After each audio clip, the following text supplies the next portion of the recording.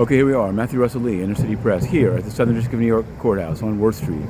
The day ahead, well, at 11 o'clock, Sam Bankman-Fried case will be heard by Judge Kaplan. This will involve his conditions of release, his use of VPNs, SQL, Python, and also these two laptops that were seized from two still unidentified FTX staffers.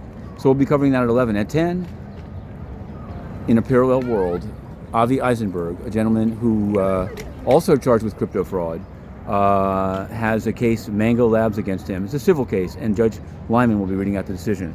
We'll be covering that.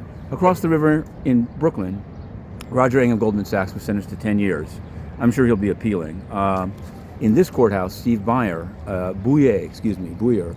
former congressman of Indiana, it's now going to be with the jury today. Yesterday were the closings.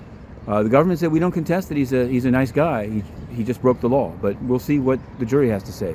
The Saipov trial of the killing of 8 people on the Hudson River bike path, it's now being called, is on hiatus until Monday. They switched out a juror, which I think will be another grounds for appeal, but we are hard at work on a booklet about that case, and it's going to be something else. Trevor Milton, haven't heard that name in a while. Trevor Milton, convicted at trial for Nikola fraud, has put in a letter yesterday citing the Second Circuit Court of Appeals decision in Kukushkin.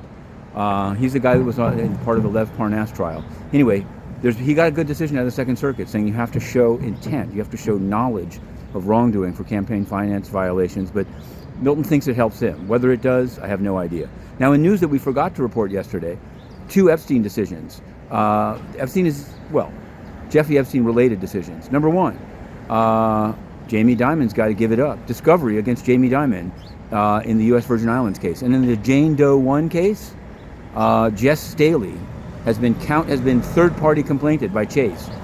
Meanwhile, at the United Nations, which took money from Jeffrey Epstein to take people to a play about the Oslo process, and which held a press conference for Ghislaine Maxwell, at the United Nations, corruption continues. The press is banned. Guterres is corrupt. To be continued.